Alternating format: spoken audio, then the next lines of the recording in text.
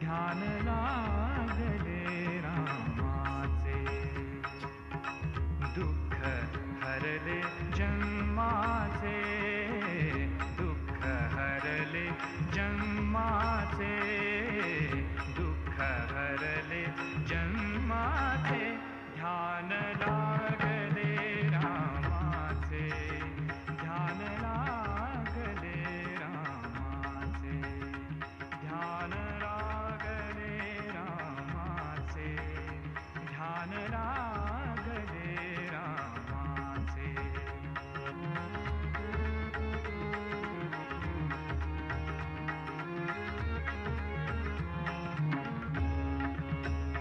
राम पदांबुजावरी, राम पदांबुजावरी,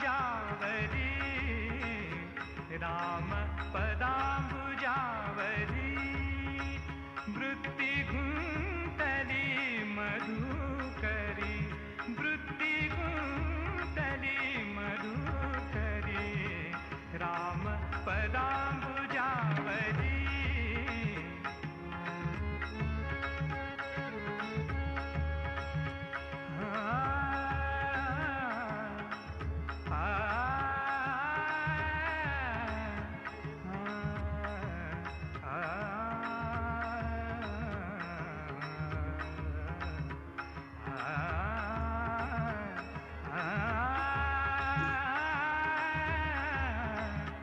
राम पदांबुजावरी, राम पदांबुजावरी, वृत्ती गुंतली मधुकरी, वृत्ती गुंतली मधुकरी, राम बदन मयंकी, राम बदन मयंकी, चक्षु चकोर झाले सुखी, चक्षु चकोर झाले सुखी, दुःख हरले जन्माचे, दुःख हरले जन्माचे, दुःख हरले जन्माचे, ध्यान लागले रामाचे, ध्यान लागले रामाचे, ध्यान लागले रामाचे, ध्यान लागले रामाचे.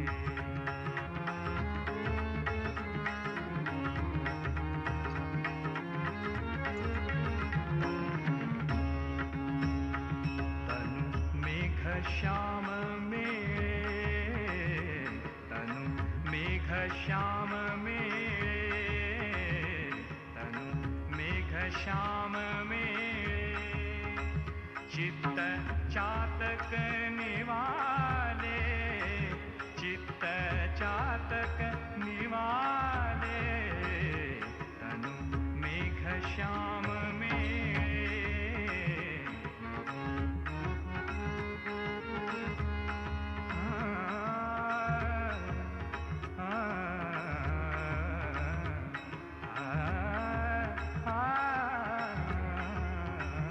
तनु मेघ श्याम मेळे,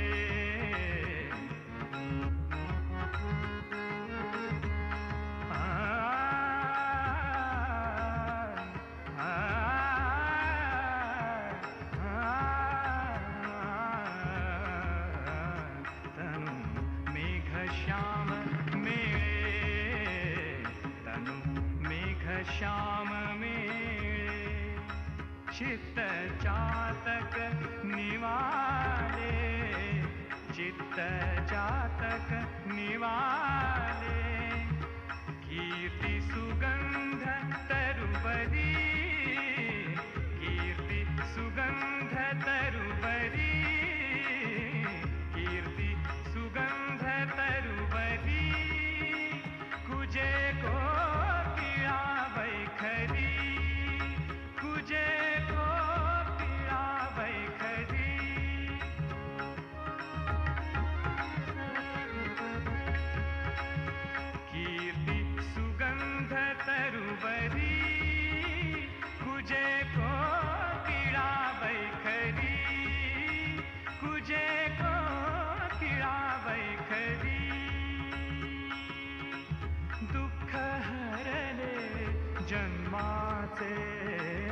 दुःख हरले जन्माचे, दुःख हरले जन्माचे, दुःख हरले जन्माचे, दुःख हरले जन्माचे, ध्यान लागले रामाचे, ध्यान लागले रामाचे.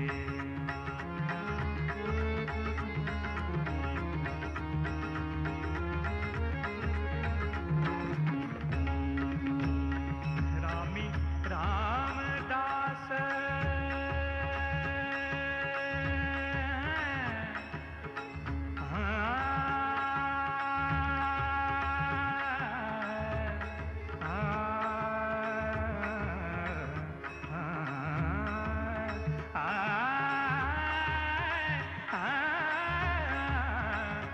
रामी रामदास स्वामी प्रगटले अंतर्यामी, अंतर्यामी, अंतर्यामी.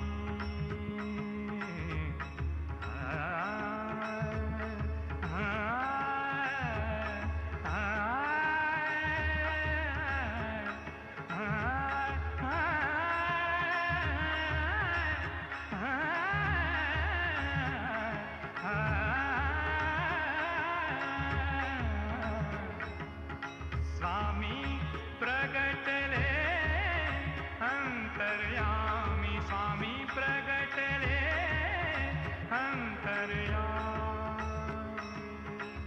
दुःख हरले जन्माचे, दुःख हरले जन्माचे, दुःख हरले जन्माचे, ध्यान लागले रामाचे, ध्यान लागले रामाचे, ध्यान लागले रामाचे, ध्यान लागले रामाचे, ध्यान लागले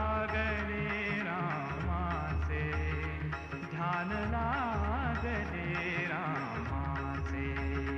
ध्यान लागले रामाचे, ध्यान लागले रामाचे, ध्यान लागले रामाचे, ध्यान लागले रामाचे,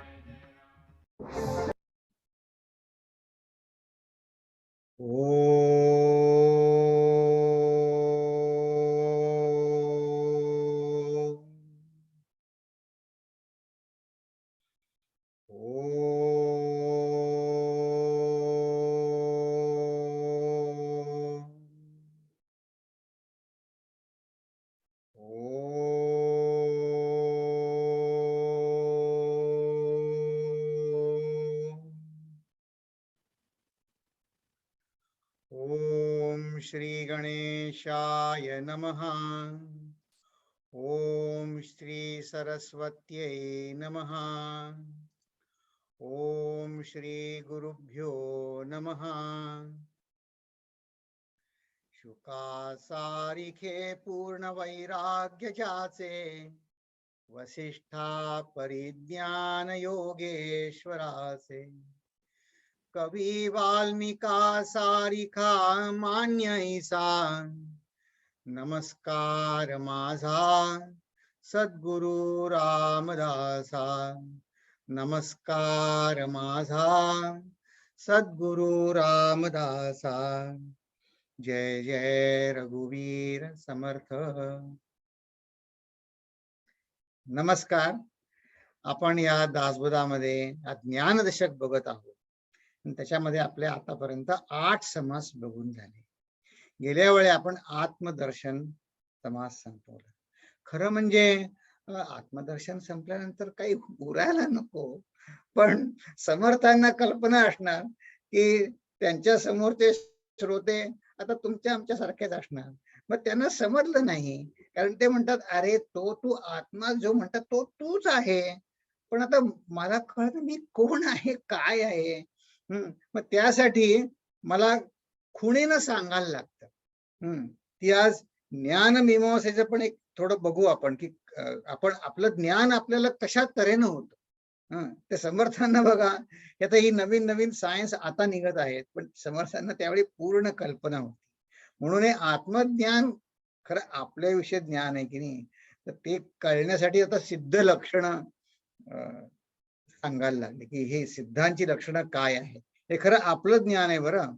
आता बघा आजच्या आपल्या प्रवचनाला या शोभा चिदंबरम आल्यात की नाही, तर त्या 89 साली पूज्य गुरुदेवांचा कॅम्प होता आणि मग त्या डॉक्टर आहेत, तर मग त्यांची काही टेस्ट वगैरे गुरुदेवांच्या करायच्या होत्या, तर त्या घेऊन गेल्या त्यांना.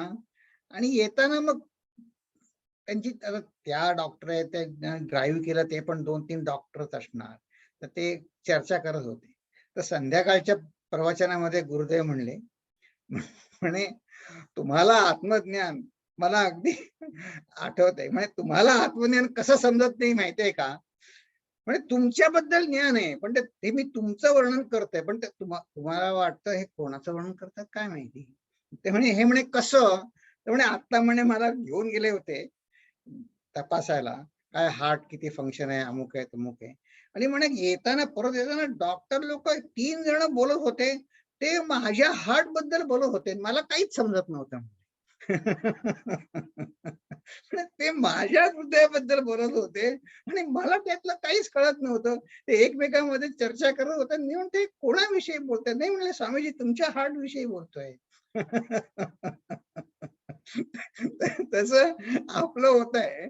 म्हणून स्वामीजींना समर्थांना सांगायला लागलं की की तुमचं हे सिद्ध लक्षण कशासाठी, हे आत्मदर्शन त्यांच्यामध्ये व्यक्त झालेलं असतं की ते ते ते जगत असतात 24 तास.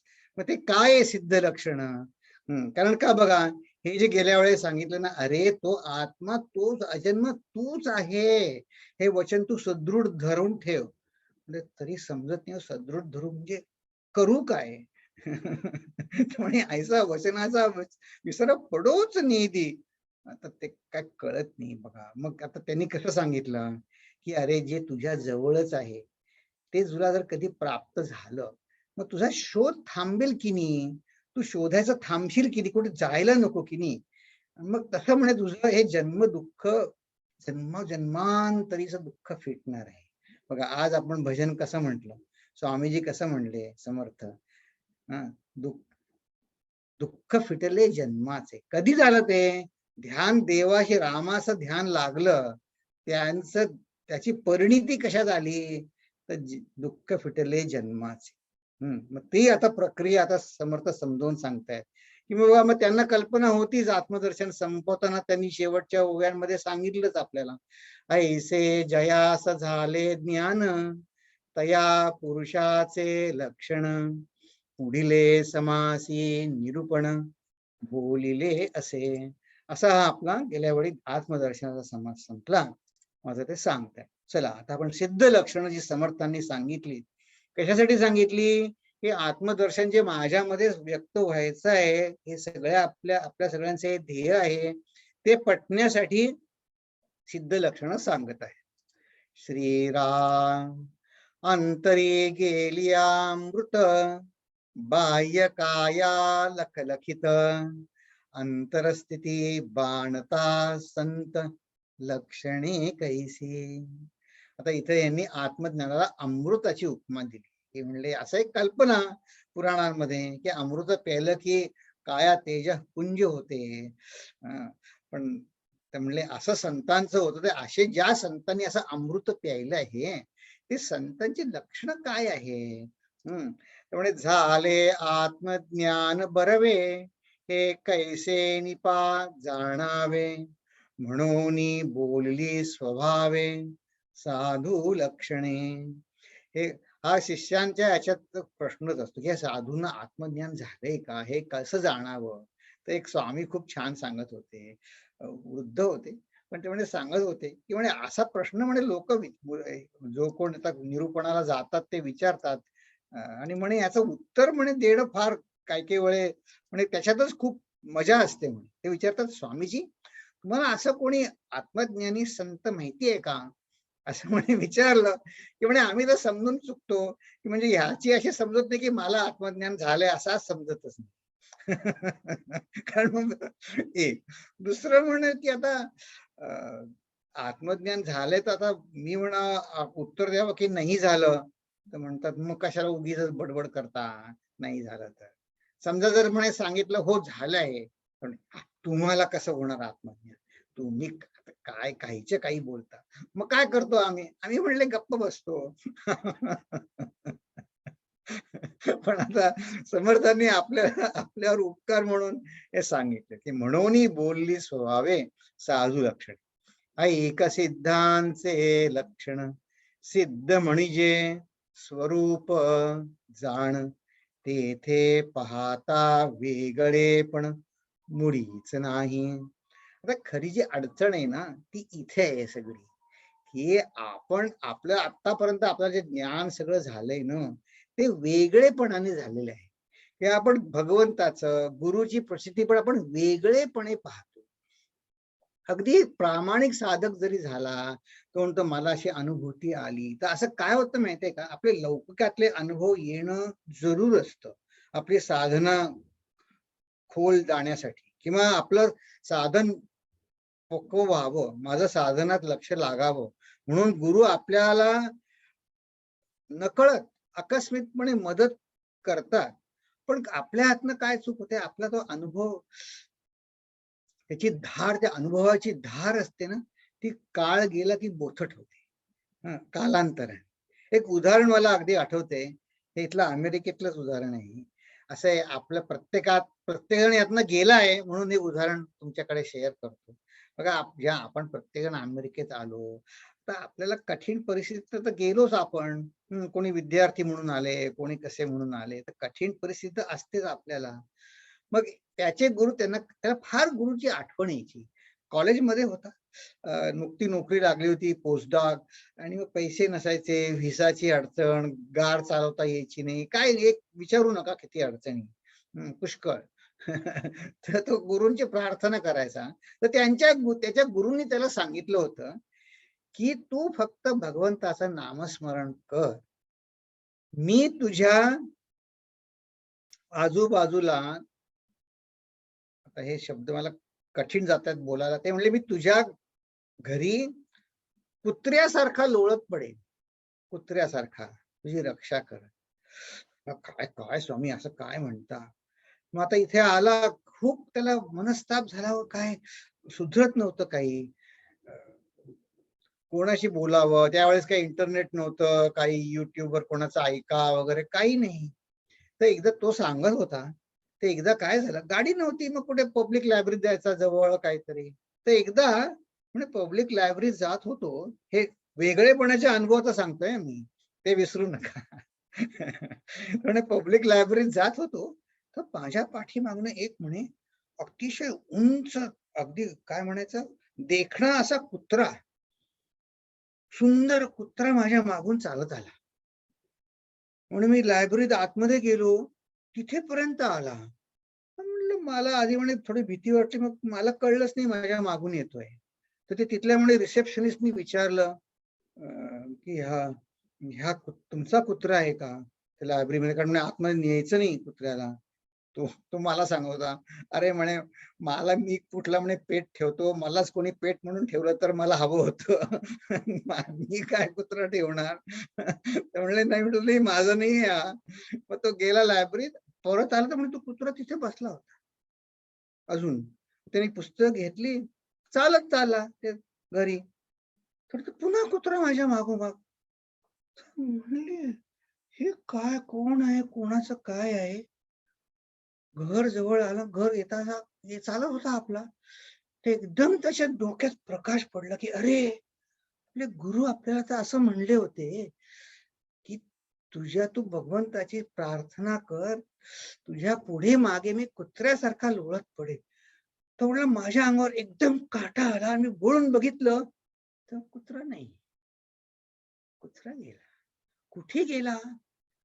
तो म्हणला त्या दिवसापासून माझी आजूबाजूला आलेल्या संकटांकडे जायची बघण्याची परिस्थितीच बदलली, वृत्ती माझी बदलली त्याची. तो रिसर्च मध्ये होता. तो म्हणला मी वेगळ्या जोमाने प्रयत्न करायला लागलो. बघा आपल्याला येतो, पण हा अनुभव वेगळेपणे आला. त्याचा समर्थ महत्व नाकारत नाही, पण सांगतात की एवढ्यावर थांबायचं नाहीये आपल्याला एवढ्यावर थांबायचं नाही, हे खरं मानून आपल्याला पुढे जायचंय. मग काय कसं जायचंय पुढे? तर स्वरूप म्हणजे काय म्हणले? स्वरूप होऊन राहिजे तया नाव सिद्ध बोलिजे, सिद्ध स्वरूपीच साजे. सिद्धपण, सिद्धी म्हणजे अशा सिद्धी आपण ज्याला म्हणतो ना, तसं चमत्कार म्हणजे सिद्धी नाही बरं. तर बघा ही ओळ म्हणजे अगदी जसं तसं उडिया बाबांनी अखंडानंदांना जो उपदेश दिला त्याचा एक्झॅक्ट हिंदी भाषांतर जणू असं आहे. अखंडानंदांनी उडिया बाबांना विचारलं की सगळ्यात मोठी सिद्धी कुठली? उडिया बाबा त्यांना काय म्हणले? त्यावेळेस अवघे 19 वर्षाचे होते अखंडानंद, पण आपल्या भाग्य म्हणून त्यांनी येऊन ठेवलंय. आणि ते चमत्काराचं महत्व सगळ्यांना असतं. उडिया बाबाने त्याची जाणीव होती. कसं? आता गोष्टीत गोष्ट सांगतो. त्यावेळेस उडिया बाबा फार श्रेष्ठ संत होते बरं का. उडिया का ते उरिसातले होते म्हणून उडिया बाबा. तर ते म्हणजे ते काय करायचे, ते कुठे सत्संग चालू असेल ना तिथे जाऊन बसायचे. ऋषिकेशावरती उत्तर काशीच्या इकडे त्यांचा आश्रम होता. ते कोणाचा असेल सत्संग ते पाठीमागे गबाळा वेश असायचा. त्यांचा एक फोटो आहे, कधी दाखवीन तुम्हाला. ते सत्संगात जाऊन पाठीमागे बसायचे. ते अखंडानंदाला म्हणले बेटा, त्याचं नाव तेव्हा शंतनू होतं, शंतनू चमत्कारों के पीछे मत लगना. आता म्हणे मी ज्या प्रवचना पाठीमागे सत्संगाला बसलो होतो हे स्वतः उडिया बाबांनी सांगितलं बरं. त्यांना त्या सत्संगामध्ये एकाने त्या वक्त्याला विचारलं, तुम्हाला उडिया बाबा माहिती आहेत का? हे पाठीमागे बसले होते. उडिया बाबा माहिती आहेत का? हो म्हणे, मी म्हणे आताच गंगेवर आकाश मार्गाने जाऊन स्नान केलं तेव्हा ते आकाश मार्गाने परत चालले होते. असं त्या प्रवचनकर्त्यांनी त्या निरूपणात सांगितलं. आणि उडिया बाबांनी, आणि ते तिथून घरी आश्रमात आल्यावर या शंतूंनी त्यांना असा प्रश्न विचारला की सगळ्यात मोठी सिद्धी कुठली? उडिया बाबा म्हणले, सगळ्या अडचणी विना तक्रार सहन करणं ही सगळ्यात मोठी सिद्धी आहे. सब बर्दाश्त कर देना सबसे बड़ी सिद्धी है. आणि शंकराचार्यांनी काय सांगितलं? सहनम सर्व दुःखानां अप्रतिकारपूर्वकम. अप्रतिकारपूर्वकम. मग आता आपण सगळे सज्जन जण आहोत, आपल्याला इथपर्यंत जमतं अप्रतिकारपूर्वक, पण तिसरी ओळ कठीण आहे. चिंता विलापरहितम सा तितिक्षा निगद्यते. चिंता विलाप करणं ते आपण करतो. आणि असं का केलं, तरी तसं का केलं, घरी येऊन बायकोला किंवा नवऱ्याबरोबर बोलून कटकट चिंता विलाप काही थांबत नाही माझा. मुकाट्याने सहन करायला पाहिजे की. सब बर्दाश्त कर लेना सबसे बडी सिद्धी है. मग कसं आहे, सध्या मी सहन करतो, पण संतांना ते सहन करतात ही जाणीवच नसते, कारण त्या स्वस्वरूपात ते लीन असतात. त्यांना त्या सांगतात, मी विनोबा भावांना एकाने विचारलं, तो खूप त्रस्त होता, त्यांनी विनोबा भावांना विचारलं की तुम्ही माझ्या जागी असतात तर तुम्ही काय केलं असतं? तर विनोबा भावे म्हणले, तू करतोस तेच केलं असतं, कारण म्हणे तुझ्या जागी तुझी बुद्धी आलीच. म्हणे तुझ्या जागी तुझं मनबुद्धी आलीच, म्हणे मी तुझ्या जागी असतो तर मी तेच केलं असतं.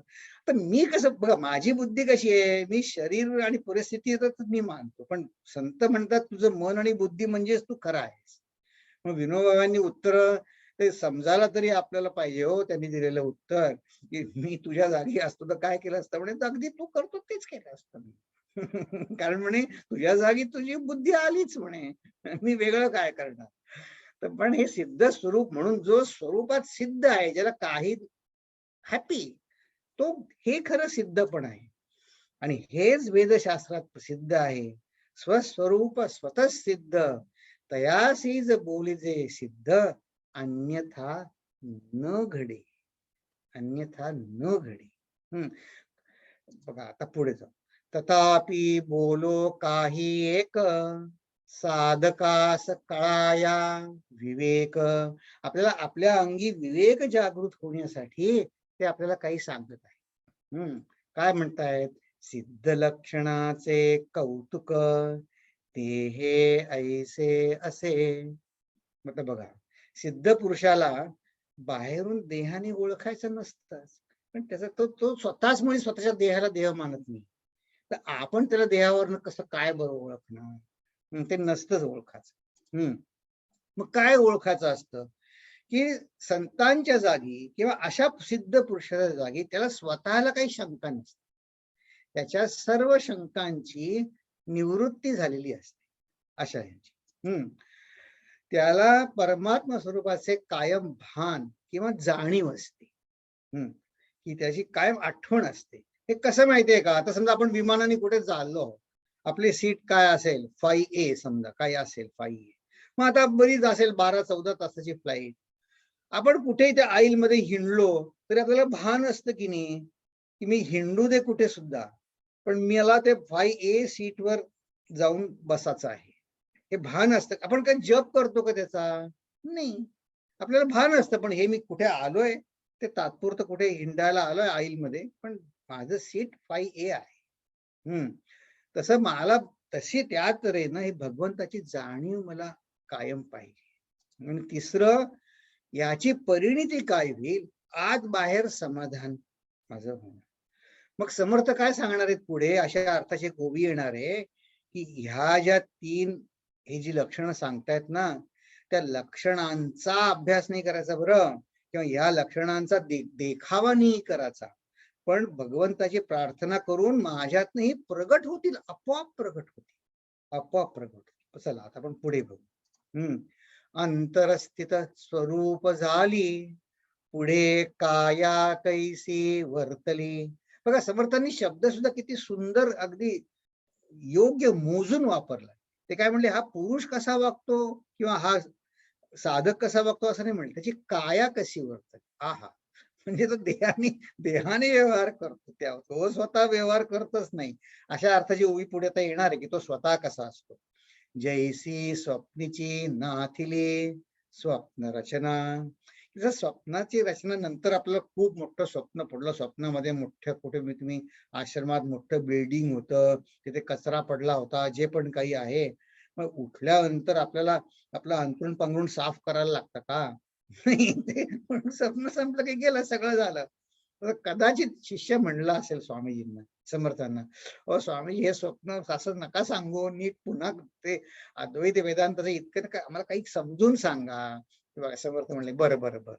तथापि सिद्धांचे लक्षण काही करू निरूपण, जेणे बाणे अंतरखुण परमार्थाची. ठीक आहे ठीक आहे, तुला मी या सिद्धांची लक्षणं करतो, हे स्वप्न वगैरे असं नाही सांगत. ठीक आहे, हा, अंतरखुण परमार्थाची. आणि आता ह्याच्या पुढच्या ज्या ओव्या आहेत ना, त्या या बृहदारण्यक उपनिषदामध्ये एक मंत्र आहे,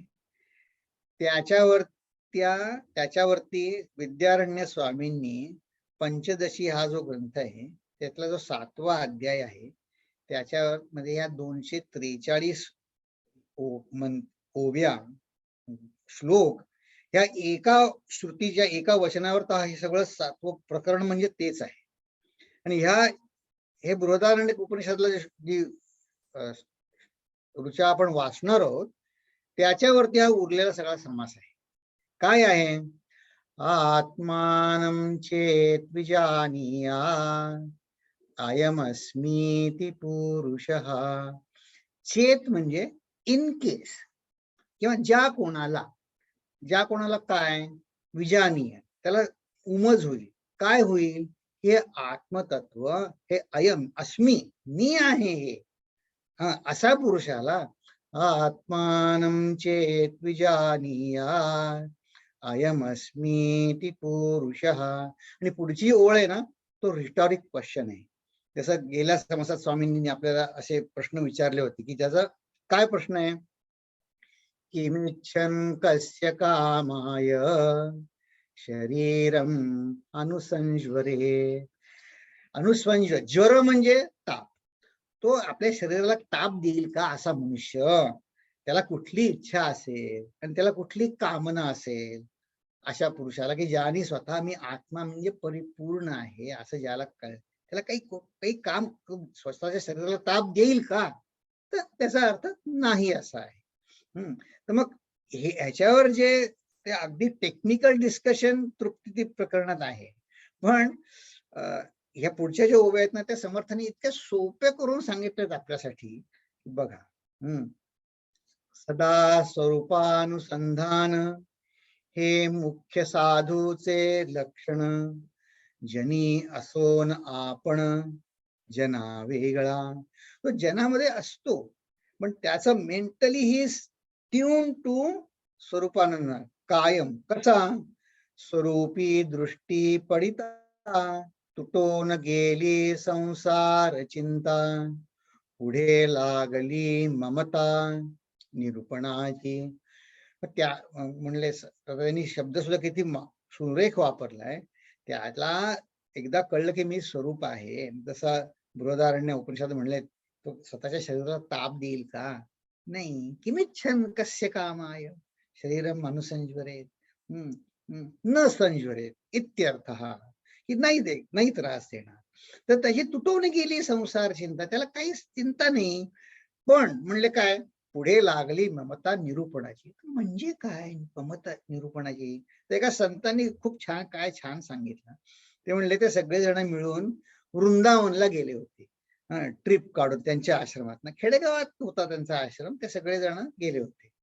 मग त्या कुठल्याही देवस्थानामध्ये, तीर्थक्षेत्राच्या ठिकाणी, तर बघा तीर्थक्षेत्रात देवस्थान तर असतंच, पण मग ते याचक भिक्षी करू बसलेले असतात देवळात सगळ्या दोन्ही बाजूना. मग त्या माझ्यासारखे अल्पबुद्धीचे लोक असतात, त्यांना तिथेच लक्ष जातं, इथे इतकी घाण आहे, इथे असं आहे, इथे तसं आहे, इथे इतके याचक बसलेत, काय बसलेत. तर ते इतके दीनवाणेपणे याचक मागत होते. मग ते स्वामी पण आले होते, येऊन सगळे बसले, पुन्हा त्या मेटाडोर मध्ये बसले सगळे ते. मग त्यांनी सांगितलं, स्वामीजी ते बघा कसे म्हणे बघवत नाही हो, की असे याचक बसलेले असतात देवस्थानामध्ये दोन्ही बाजूला. तर स्वामी म्हणले, माझी पण स्थिती त्यांच्यासारखीच आहे असं म्हणले. अरे म्हणजे स्वामी तुमची स्थिती त्यांच्यासारखी म्हणजे काय? तर म्हणले, ते कसं म्हणतात की हा मला पैसे देईल का? तसं म्हणे माझ्याकडे मनुष्य आला की मला असं वाटतं, हा साधक बनेल का? हा साधक बनेल का? ह्याला देवाचं प्रेम लागेल का? ह्याला देवाचं प्रेम लागेल का? असं म्हणे माझ्या मनामध्ये अगदी काकुळतेने मी त्याच्या चेहऱ्याकडे बघून बघत असतो. अरे बाप, ही त्याला ममता लागली निरूपणाची. त्याचं स्वरूपासंधान आहे, ते अगदी आनंदी असत, पण ते काही वेळेस चुकून संभाषणामध्ये त्याचं प्रत्यंतर दिसतं. ते म्हणले माझी अवस्था त्यांच्यासारखीच आहे. तर आजूबाजूचे लोक चरकले ऐकून. म्हणजे काय म्हणले स्वामी? हो म्हणे, तो जसा तुमच्याकडे आशाळभूत नजरेनं बघतो, तसं म्हणे माझ्याकडे आश्रमात आलेला आला मनुष्य त्याच्याकडे बघतो. हा बनेल का साधक? ह्याला देवाचं प्रेम लागेल का? ह्याचा संसार चिंता सुटेल का? स्वरूपी दृष्टी पडता तुटून गेली संसार चिंता. पुढे लागली ममता निरूपणाची. हे साधकाचे लक्षण परिसिद्धा अंगी असे जाण. सिद्ध लक्षण साधके विण बोलोची नये. तर हे कसं आहे माहितीये का? एक संत खूप छान सांगत असं, की ज्याला त्याला सिद्ध व्हायचं असतं का, जसं आश्रमाचा प्रमुख म्हणा किंवा काही उपदेश द्यायला, तर म्हणले साधक बनल्याशिवाय सिद्ध होईल का कोणाला? तुम्ही पहिले आपण साधक बनलं पाहिजे की नाही, मग आपण सिद्ध होऊ. तर ते समजावून सांगताना इतकं सुरेख सांगायचे. तर म्हणे तुम्ही कोणाचा तरी मुलगा आधी झाल्याशिवाय तुम्हाला कोणाचा बाप होणं शक्य आहे का? तुम्ही कोणाचा तरी मुलगा आधी व्हायला पाहिजे, मग तुम्ही कोणाच तरी वडील होऊ शकता. तसं म्हणलं तुम्ही साधक आधी बना, मग तुम्ही सिद्ध व्हाल. इथे इतके सोपे शब्दात सांगायचे समजावून. बाह्य साधकाचे परी आणि स्वरूपाकार अंतरी. हे सिद्ध पुरुष असतात, त्याचे कुठे दाखवत बसत नाहीत, बरं बघा मी सिद्ध आहे असं तसं. पहिली गोष्ट त्यांना मी बाहेर असं काही वेगळं नसतं. बघा ते उडिया बाबा कसे ते प्रवचनामध्ये नुसते चुपचाप बसले होते, मजेने ऐकत होते, काय माझ्याविषयी काय बोलतात काय माहिती. किंवा गुरुदेव कसे गाडीत बसले होते, तर 3 डॉक्टर त्यांच्या हृदयाबद्दल बोलत होते आणि गुरुदेव येऊन मजेने म्हणले, म्हणे मला माहितीच नाही म्हणे, आता माझ्या हृदयाबद्दल चर्चा चालू आहे. तसं हा बाहेरूनच 4 माणसांसारखाच दिसतो, पण आतमध्ये स्वरूपाकार असतो. सिद्ध लक्षण चतुरी जाणीजे ऐसी. म्हणजे जर खरा साधक असेल त्याला कळतं की अरे हे वेगळे आहेत.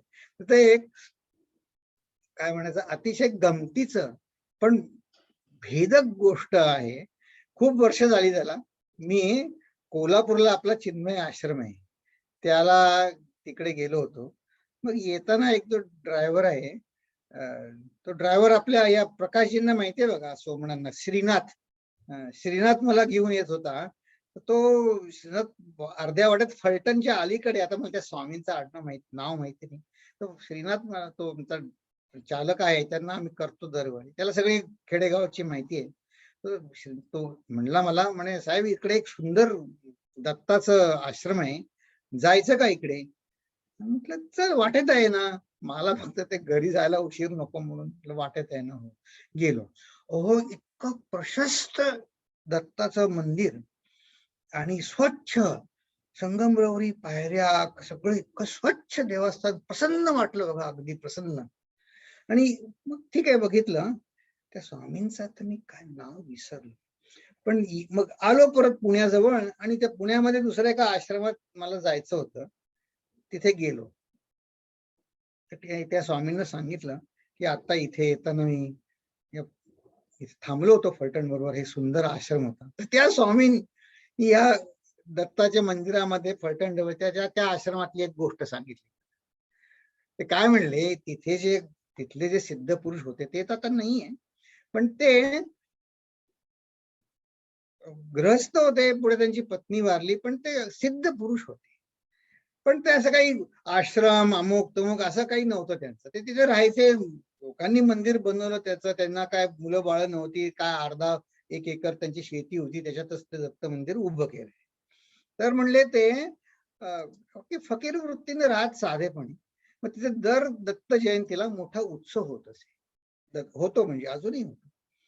तर मग ते एवढी, आता बघा अचानक 200-300 जण येतात तिथे दत्ताच्या उत्सवाला. मग ते जेवण खाण वगैरे, मग त्यांचे जे साधक आहेत ते त्यांना घेऊन ते दत्ताची पूजा करायची आतमध्ये, षोडश पूजा दत्ताच्या पादुकांची. ते त्यावेळी काय झालं, ते दत्ताच्या पादुकांची पूजा चालू होती, तर या स्वामींना बाथरूमला जायचं म्हणून ते उठून गेले. आलोच म्हणले मी, करा. तर तिथे बाहेर गर्दी जमलेली पुष्कळ, जेवण मंडपामध्ये जेवण बनवणं चालू होतं, थोडे ताट विसरण्या चालू होतं काही. तिथे अशा काही ठिकाणी काही पण ते स्वतःचे असं एक लीडर बनलेले लोक असतात, ते इकडे करा, असं करा, तसं करा करत असतात. ते स्वामींना त्याचं काही भान नसतं. तर तिथे त्यांना ताट विसरायला माणसं कमी पडत होती. तर तो मंदिराच्या दरवाजात तो मनुष्य उभा होता. ते आले परत, हातपाय धुवून आले. तर यांना विचारलं, कोण तुम्ही ते कशाला येता? तर हे स्वामी, पण ते काय असतं त्यांच्या मनात कुठल्या वेळेत काय येईल. तर ते स्वामी त्या माणसाला काय म्हणले, म्हणे इथं फुकट जेवण असतं म्हणे 2 दिवस, म्हणून मी येतो. ते म्हणले फुकट जेवण येतं, एक काम करा. ते म्हणले काय काम करू? ते म्हणले ताट विसळा. आता ते गेले ताट विसळायला तिथे. आतमध्ये पूजेला बसलेलं ते कुटुंब थांबलं, म्हणे अजून स्वामी गेले बाहेर, कुठे येत काही नाही, काय झालं काय झालं. म्हणजे बघायला आले तर ताटा विसळत होते. तर म्हणले, अहो म्हणे हे काय करता तुम्ही, तुम्हाला कोणी सांगितली ताटं विसळायला, हे काय करतात म्हणे, यांनी सांगितली ताटं विसळायला मला. आता त्या तुम्ही कल्पना करा, त्या माणसाचं काय त्याला असं वाटलं असेल की जमीन दुभंगून मी आतमध्ये का पडत नाही. पण ते बाह्य साधकाचे परी बाहेरून दिसायला काय हो, बाहेरून सारखे दिसतात, त्यांना दिसायला काय, पण ते आतमध्ये स्वरूपाकार कसे, त्यांना त्याचा अपमान नाही वाटला बघा. ते असं नाही म्हणले, हो काय समजता माझाच आश्रम आहे, अमुक आहे, तुम्ही ते असं काही नाही म्हणले. ते उत्तर ते कुठले काय निमित्ताने माझा अहंकार नष्ट करतील स्वामी, काही सांगता येत नाही. त्याने विचारले, तुम्ही इथं काय येता, तर म्हणलं इथं फुकट जेवण मिळतं म्हणून येतो. येतो म्हणलं. आता काय, तर हे सिद्ध लक्षण ह्याला चतुरच पाहिजे, की सिद्ध बाहेरून बघून कसं कळणार हो, बाहेरून बघून नाही कळणार. ही आणि स्वरूपाकार अंत, हे महत्वाचं आहे. मग आता आपलं विचारू प्रश्न आपल्याला, असे सिद्ध होणं आपल्याला शक्य आहे का? ही गोष्ट तर ठीक आहे, गोष्ट ऐकली आपण. आता पण हे सिद्ध आपल्याला व्हायचंय की नाही सिद्ध, हे काही दासबोध काही मनोरंजन नाही, सिद्ध आपल्याला सिद्ध व्हायचंय. मग असे आपल्याला विचारू आता आपण प्रश्न, असं सिद्ध आपल्याला येणं होणं शक्य आहे का? तर बघा पुढची उभीच इतकी सुरेख आहे. समर्थ म्हणतात की असं आहे, निसंशय झाला की सिद्ध पावलाच.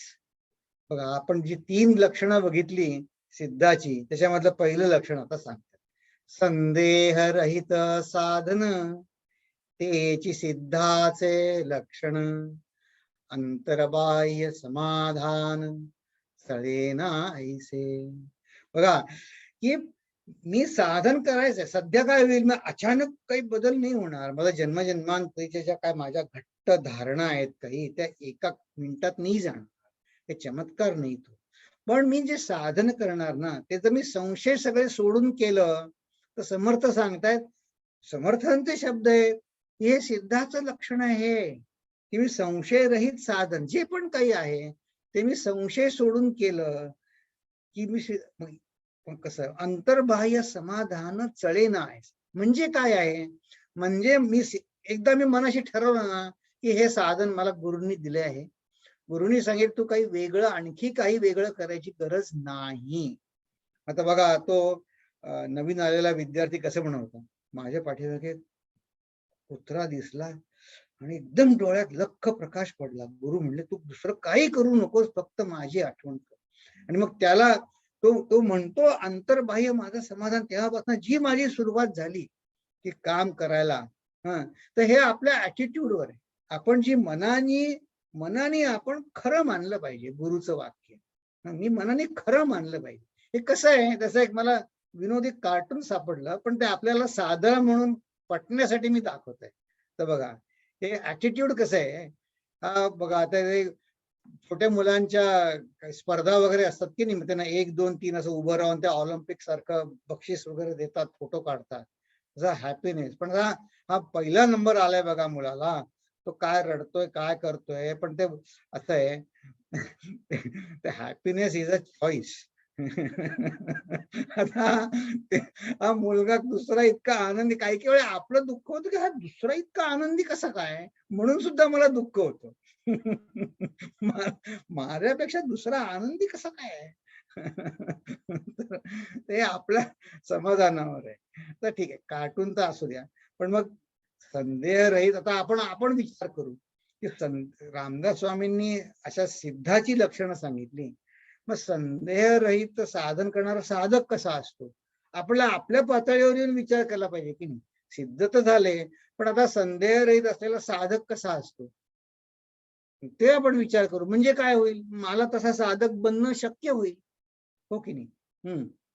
तसं आहे, हा साधक काय म्हणतो, माझ्या जीवनात घडणाऱ्या सर्व घटनांच्या मागे गुरुची सत्ता आहे, असं ज्याला मनोमन पटलं, मग त्याची काय होते, मग त्याची वृत्ती कशी होते की ह्या घडणाऱ्या घटना चा मला साधनाला कसा उपयोग करून घ्यायचा आहे असा तो विचार करतो. मग सध्या माझी स्थिती कशी आहे? तुकाराम महाराजांचा एक अभंग आहे बघा, माझे मज कळो येते अवगुण, काय करू मन अनावर. हं. आता आड उभा राहे नारायणा, दया सिंधूपणा साच करी. मग आता आड उभा आहे नारायण. तर याचा आणखीन एक हे अनुभव असे काय म्हणायचं, या ओव्या वाचल्या ना की आणखीन एक अनुभव आपल्याला आपलं चिंतन होतं. बघा आपला कृष्णालयामध्ये आश्रम आहे. तो अगदी गावाबाहेर म्हणतात तसं खूप गावाबाहेर आहे. तिथे गेलं ना, सॅन फ्रान्सिस्कोच्या उत्तरेला 4-5 तास ड्राईव्ह करून मग तो आहे. तिथे आजूबाजूला काही नाही, सगळं व्हॉलेंटिअर वर आहे. तिथे सेवा करायची, सगळी साधना करायची. मग साधकाची काय म्हणायचं, प्रामाणिक किंवा उच्च कोटीच्या साधकाची स्थिती काय, की माझ्या जीवनात घडणाऱ्या सर्व घटनांमागे गुरुची सत्ता आहे. चला त्या आश्रमातली एक घटना सांग. एका शिबिराला मग तिथे सगळे व्हॉलेंटियर असतात की नाही, मग त्यांनीच आता तिथे कसे सकाळी एकदम 5 वाजल्यापासून कार्यक्रम मध्ये दुपारी झोप पाहिजे असते सगळ्यांना. मग मग ते 3:30 वाजता चहा पण पाहिजे असतो. मग कोणतरी उठून केला पाहिजे की नाही दुपारची झोप कमी करून. तर एकाने केलं चहा करा, ठीक आहे चहा करा. त्यांनी केला, त्याचा आवडाचा चहा सगळ्यांना चहा करायचा. मग ते कधी तिथं काय सगळं व्हॉलेंटिअर तर कधी कोणी 2 कप प्यायचं आवडला की असं. एकदा काय झालं, चहा काय त्याचा अंदाज चुकला वाटतं. सगळे तुमचे आमच्यासारखे लोक, आता काय चुकला अंदाज त्याचा, तर चहा कमी झाला. मग तो संपला. मग ज्याला कोणाला हवा होता त्याला मिळाला नाही, शेवटी आला त्याला. तो ओरडला की असं तसं चहा कमी करतो जास्ती करतो. त्याला वाईट वाटलं. तो गेला गुरुजींकडे, म्हणले असं ओरडलं. गुरुजी त्याला म्हणले, तू सेवा करतो ना इथे, तुझी काय भावना आहे, तुझ्या अंगी तितिक्षा यायला पाहिजे ना. म्हणजे सगळेजण म्हणतील तू इतका चहा छान करतो, चहा छान करतो, त्याने तुझा इगो वाढेल. ते इगो होण्यासाठी मी एक उच्च प्रतीचा साधक आहे हे दाखवायला तो आला आहे का आश्रमामध्ये. तू हे मुकाट्याने सहन कर. तो गेला. तो दुसरा त्याला चहा मिळाला नाही. तो नंतर संध्याकाळी त्यांच्या गुरुजींकडे आला. म्हणला काय म्हणले, इथे सगळं भरपूर करा हो, काय मला चहा नाही मिळाला दुपारी. त्याला म्हणले तो चहा प्यायला आला का इथे? आणि म्हणले तू कालच मला काय म्हणत होता की मला माझा चहा कमी करायचा आहे, मला खूप पितो मी. मग देवाने तुला एक कप चहा तुला कमी केला, आज सुटला, तुझं चहा प्यायचं राहिलं तर बिघडलं काय म्हणते. तर बघा की आता आड उभा आहे नारायण, दया सिंधूपणा साच करी. ही घटना आपल्या जीवनामध्ये घडतच असतात हो. फक्त हे त्याच्या मागे ही घटना देवाने माझ्या जीवनात घडणाऱ्या घटनांमागे गुरुची सत्ता आहे. हे गुरुनी सांगितल्यावर मग दिसतं खरंच की. आणि बघा ह्याच्यामध्ये दोघे जण हॅपी झाले, हे मी स्वतः डोळ्यांनी पाहिलं आहे. की जो चहा करणारा होता त्यालाही पटलं, तोही उच्च प्रतीचा साधक झाला. ज्याला मिळाला नाही चहा तोही पटलं त्याला की हो मी हे काय करतोय ते बरोबर नाही. आता हे सत्संगतीमध्ये हा सद्गुरु बोध आहे. सत्संगतीमध्ये हे होत असतं की हा साधनाला कसा उपयोग करून घ्यायचा आणि अशा तऱ्हेनं प्रयत्न करणं, माझा झालेला अपमान सहन करणं, माझी झालेली गैरसोय सहन करणं, हा खर तर माझा पुरुषार्थ आहे. माझ्या जीवनात घडणाऱ्या घटना प्रारब्धाने तशा घडायच्या त्या घडणारच आहे. पण त्याचा उपयोग परमार्थाला कसा करून घ्यायचा हा खरा माझा पुरुषार्थ आहे. चला आता पुढे बघ. अचळ झाली अंतरस्थिती, तेथे चळणास कैसी गती. असा जो मनाने स्थिर आहे, कोणी मला ओरडला नाही ओरडला, तिथं स्वरूपी लागता वृत्ती स्वरूपची झाली. तिथं मला कोणी माझा आनंद हिरावून घेऊ शकत नाही. मग तो छळताच अचळ, चंचळपणे निश्चळ. निश्चळ असोन चंचळ देह त्याचा. म्हणजे तो जरी काम करताना दिसला तरी तो मनाने देवापाशी मनाने स्थिर असतो. तो कुठेही त्याचा आनंद देहाच्या क्रियांवर अवलंबून नसतो. स्वरूपी स्वरूपची झाला मग तो पडोनची राहिला, अथवा उठोन पळाला तरी चळेना. आता बघा हा, या दोन परस्पर उभ्या, जरा आता गुणात्मक उभ्या यायला लागतात, ते बघू अर्थ. तो पडोनशी राहिला म्हणजे काय, तर बघा एक एक पुस्तक बघितलं होतं मी, की स्टोरीज फॉर कंटेम्पलेशन. छोट्या छोट्या गोष्टी होत्या त्याच्यामध्ये, साध्या गोष्टी होत्या पण त्या कंटेम्पलेशन करू शकतो. काय म्हणले ते, म्हणे एका झाडाखाली एका आश्रमामध्ये ते साधूचं प्रवचन ऐकत होते.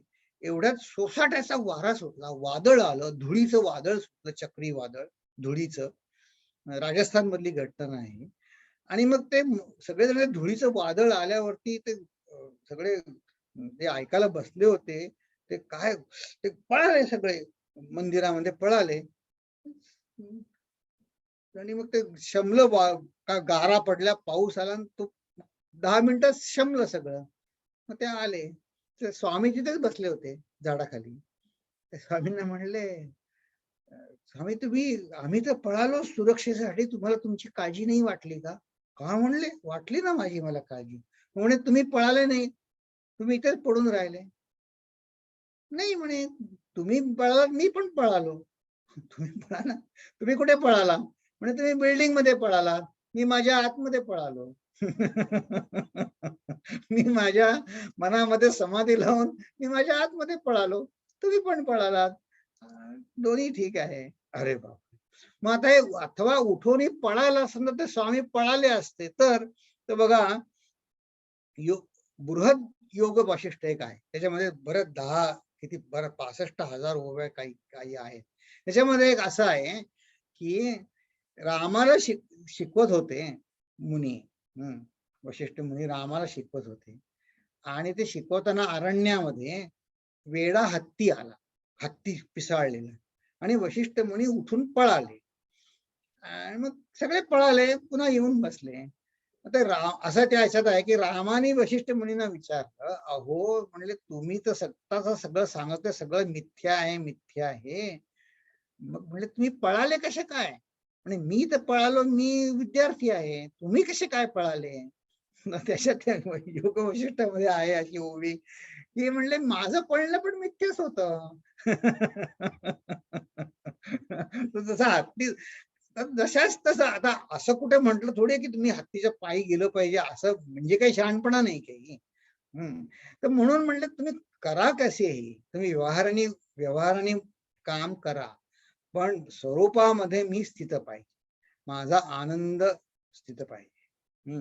हे मग म्हणले पडोनी राहायला आणि पळून गेले, दोन्ही परस्पर विरोधी. कशाच्या आधारावर, कशाच्या, की तुम्ही पळा किंवा नाही पळा याचा आधार काय, तर तो पुढच्या ओवीत सांगितला. म्हणाले याला कारण काय, येथे कारण अंतरस्थिती, अंतरीच पाहिजे निवृत्ती, अंतर लागले भगवंती तोची साधू. हे बाहेरचे जे लक्षण आहे ते कॉपी करायसाठी नाही आहे, ते आपली त्या अंतरामध्ये माझं खरं निवृत्ती पाहिजे, तर ही लक्षणं येतील. अंतर लागले भगवंती तोच साधू, बाह्य भलतैसे असावे, परी अंतर स्वरूपी लागावे, लक्षणे दिसते स्वभावे साधू अंगी. हे स्वभावतःच दिसतात, काही ओढून ताणून आणलेली नसतात. आणि त्याला उदाहरण किती सुंदर दिलं बघा. राजी बैसता अवलिया अवलिया, अंगी बाणे राजकळा, स्वरूपी लागता जिव्हाळा, लक्षणे बाणती. समजा कोणी अवलिया मनुष्य आहे, त्याला अचानक राज्यपद प्राप्त झालं, तर तो त्याच्या अंगी तशी राज लक्षण, तो कुशल राज्यकर्ता होतोच तो. तसं म्हणले एरवी अभ्यास करता हातान न चढती सर्वता. बघा, या लक्षणांचा अभ्यास नाही करायचा आहे मला, असं त्यांची नक्कल नाही करायची की हाता न चढत, न समर्थ सांगतायत एरवी अभ्यास करता हाता न चढती सर्वथा, स्वरूपी राहावे तत्वता स्वरूप होऊ. म्हणजे कसं आहे बघा, मी समजा गाणं शिकत आहे, एखादा कुशल गायक तर असे काही ताना घेताना हातवारे करतात ना, तर मी नुसते हातवारे करून माझा गळ्यातून तसा आवाज येईल का? नाही. बाह्य दिसा अंतरी माझ्या आतमध्ये जे गाणं आहे ना, मी स्वतः गाणं शिकून म्हणजे जसं बाहेर पडेल तसं ते मग माझं गाणं चांगलं बाहेर पडेल. नुसते हातवारे नाही करायचे आपल्याला. आणि ही जी पुढची ओवी आहे ना 21वी, अगदी काय म्हणतात मुकुटमणीच आहे. अभ्यासाचा मुकुटमणी, वृत्ती राहावी निर्गुणी, संत संगे निरूपणी, स्थिती बाणे. ही निर्गुण स्थिती कुठे बाळगते, कुठे अंगाला येईल? ती जर मी सत्संगात राहिलो, त्यांनी जे सांगतात, जे उपदेश करतात, तिथे मी लक्ष ठेवलं माझं केंद्रित, तिथे होते. ऐसी लक्षणे बरवी, स्वरूपाकारे अभ्यासावी, स्वरूप सोडिता गोसावी भांबावती. बघा ही इथे ऍडव्हान्स साधकाला सूचना आहे की हे स्वरूपाकार अभ्यास मी जर टाळला एक तर मी सुद्धा भांबावून जातो. कसं बघा, एक उच्च प्रतीचे साधक त्यांची तास तास ध्यान लागत असे, ते एकदा आता इथे मालाडचे काही जण दिसत आहेत मला येणारे, तर ते मालाडला आले होते, मालाडच्या गोंदावले महाराजांच्या आश्रमात. तर तिथल्या ते आले, 7 दिवस मुंबईत राहिले आणि गेल्यानंतर त्या स्वामींना त्यांनी पत्र पाठवलं की म्हणले माझं आता ध्यान पूर्वीसारखं लागत नाही, त्याला कारण काय? तर ते त्यांनी तो प्रश्न त्यांचा शेअर केला स्वामींनी आमच्या सगळ्यांबरोबर. ते म्हणले, त्यांनी उत्तर दिलं, तुम्ही म्हणले लोकांमध्ये खूप वावरला, तुमचा फार मान सन्मान झाला, इथे तुम्ही फार लोकांमध्ये वावरून म्हणले तुमची साधना लटकी पडली. की मग सगळे म्हणतात हो तुम्ही काय साधक, तुम्ही काय किती उच्च प्रतीचे. मग ते म्हणले स्वरूप सोडिता गोसावी सुद्धा भांबावतो. म्हणून आपलं साधन पूर्ण पक्क झालं पाहिजे, हे समर्थ आपल्याला एक वॉर्निंग देत आहे. म्हणले ठीक आहे, आता असो हे बोलणे, ऐका साधूची लक्षणे, जेणे समाधान बाणे साधका अंगी. तर ही जी लक्षणं आहेत की आतापर्यंत जी ही 23 पर्यंत ओव्या काय आहे, ही साधूची अशी जी आता पुढे लक्षणं सांगणार आहे ती अशी का आहे, त्याची मीमांसा सांगितली. मग आता आपण कुठे आहोत? आता माझ्यामध्ये राग आहे, द्वेष आहे, मला स्वार्थ आहे, मला मोह आहे, सगळे आहेत. मग ह्या आपले जी सगळी स्थिती आहे, ही राग द्वेष मोह मद मत्सरी आपली अशी आहे, ती परिभाषा वापरून समर्थ आपल्याला साधूची लक्षणं सांगणार आहे. ह्याच्या पुढचा जो उत्तरार्ध आहे या समासाचा, तो हे समजून सांगणार आहे. आता कसं स्वरूपाचं वर्णन झालं, पण हे या साधूंनी मोह कसा टाळला, या साधूंनी राग कसा टाळला, या साधूंनी अपमान कसा जिरवला, ही सगळी लक्षणं पुढे, ही सिद्धाची लक्षणं जी आहेत ना, या अर्थाने ते म्हणले की हे जे अनालिसिस त्याचा अंतरंग असू द्या. आता असो हे बोलणे, ऐका साधूची लक्षणे, जेणे समाधान बाणे साधकाने. हे आता मी सांगतो की आता पुढल्या वेळी आपण ऐकू. आता मी इथे थांबतो, मग आपण प्रार्थना म्हणतो मी, मग आपण थांबू. आणखीन कोणाला प्रश्न असतील तर. ओम पूर्णमद पूर्णमिदं पूर्णात् पूर्णमुदच्यते पूर्णस्य पूर्णमादाय पूर्णमेवावशिष्यते. ओम शांति शांति शांति. हरि ओम. श्री गुरुभ्यो नमः. हरि ओम.